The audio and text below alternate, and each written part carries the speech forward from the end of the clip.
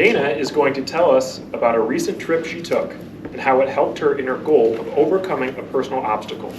Fake it till you make it. Dana Smith.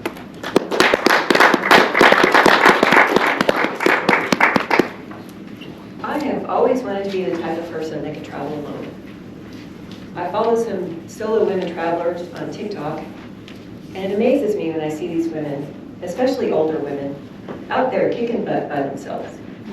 And even though I've always wanted to be like them, I just never had the courage, or at least I thought not, until now. The last month I did something way outside my comfort zone, and I took a solo road trip. And it was pretty awesome. Now, in the weeks leading up to the trip, I made all the necessary arrangements. Airbnbs, check. Car in good working order, check. Tour schedule, check. And then came the night before I was supposed to leave on the trip. Suitcase packed, food and drinks ready for the road, and then panic attack. Oh my God, what was I thinking? I can't do this. I could call tomorrow and cancel my reservations and get my money back. And then I thought about one of my favorite creators on TikTok, Mel Robbins. And in one of her videos, she talked about being now the person that you want to become. And I decided right then and there that I was going to do this.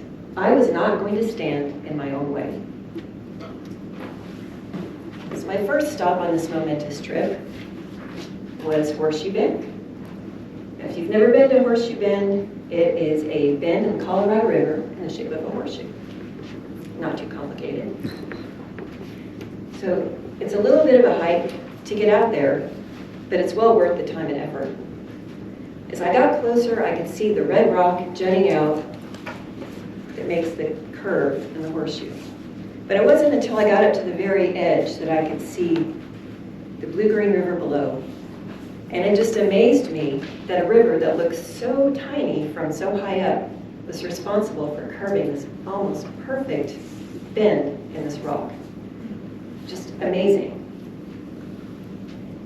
I spent that night at an Airbnb in Page, and the fear and panic from the day before was all but gone.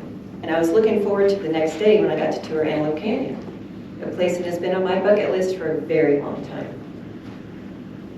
So the next morning, as I stood waiting with the other guests to load on the tour van, I was surprised when the tour guide pointed at me, pointed at the front passenger seat. Things were starting to look up. Being a solo traveler, man, I got to ride shotgun in the tour van. Yes. When we finally got out to the canyon, our guide was taking pictures of all the guests that wanted their picture taken in front of the opening. And to my surprise, there was another solo traveler on the tour. A young woman, looked to be in her 20s. And when she stepped forward to have her picture taken, it emboldened me to do the same.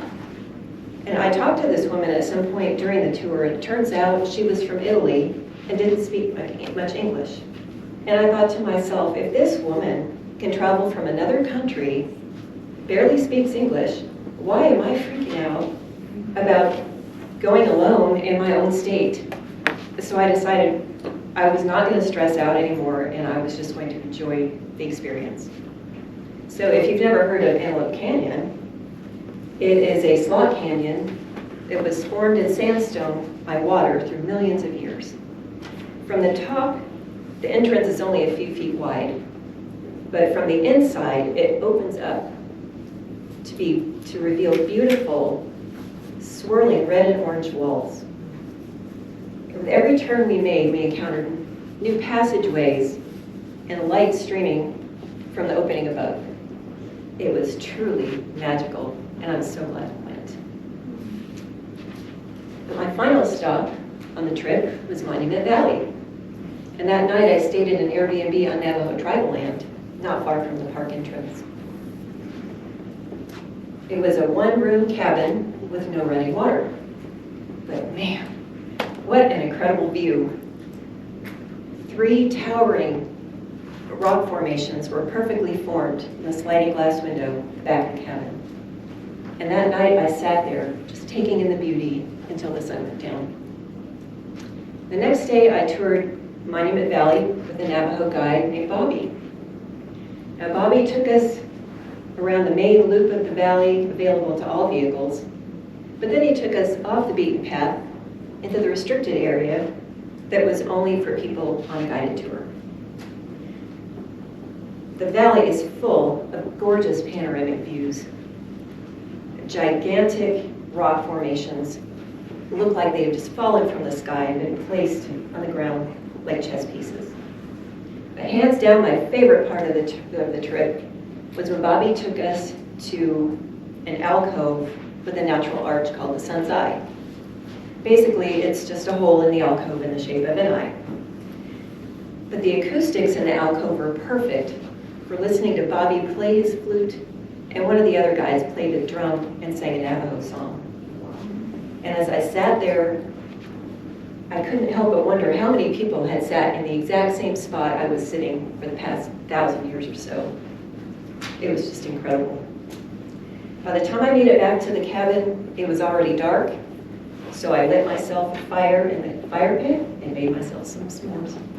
It was a perfect ending to a perfect trip. Now, I'm not sure I can call myself a solo traveler after just one trip alone, but I tell you what, until I'm comfortable traveling alone, I'm going to fake it till I make it. Thank you.